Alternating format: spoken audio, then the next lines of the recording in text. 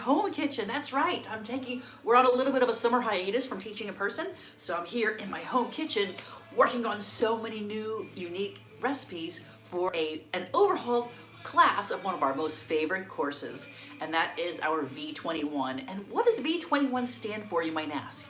Say V and 21. Well, V stands for vegan, of course. So that's pretty obvious. But the 21 relates to the 21 countries that border the Mediterranean Sea, which is where, of course, we're located here in the island of Mallorca, right smack dab in the middle of the Mediterranean. You know, the Mediterranean is so popular these days. For a long time, it's been popular because, of course, the Mediterranean diet. And people know that the Mediterranean diet is a great way to eat.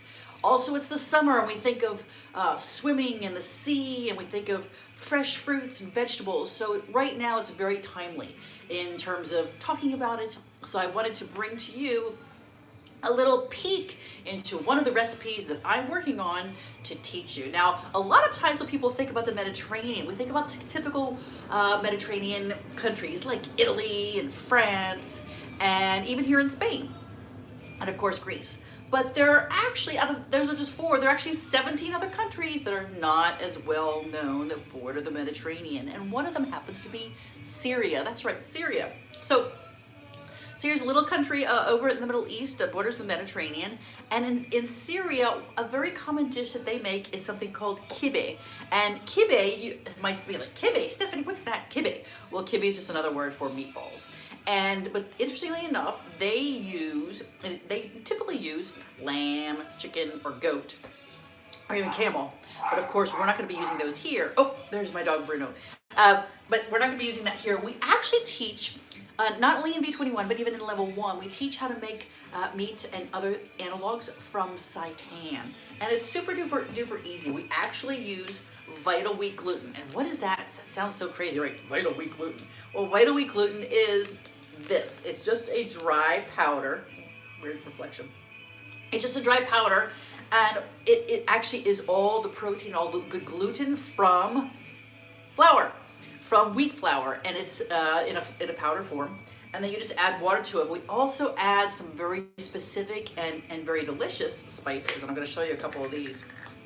So this is our delicious lamb blend.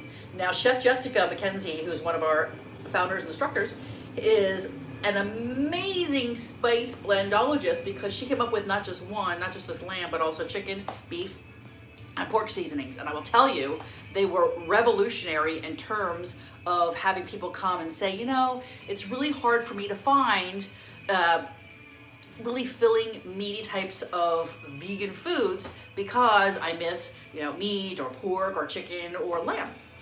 But when Jess came and she put her stamp of fantastic spices in these blends, this is a secret spice blend. Actually, you'll learn this if you come to level 1. But this is a spice blend to replicate lamb. And so this is a dry blend. We do sell this online, but you can learn it if you come and train with us. And then here I've mixed it in with the Vital Wheat gluten.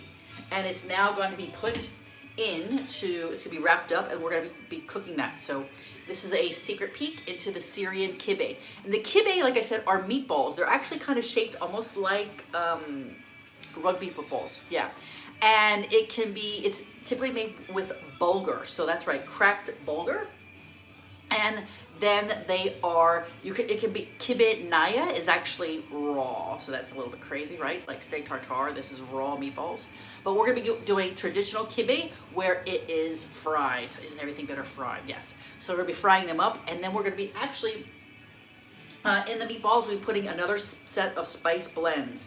And this is a Mediterranean spice blend that comes from the Middle East. And if you come to our course, you'll learn what's in here. And this is the true secret sauce. That's right, the secret sauce. And this makes the kibbeh delicious. I'll come back on later and show you the kibbeh after they're cooked. Bye-bye.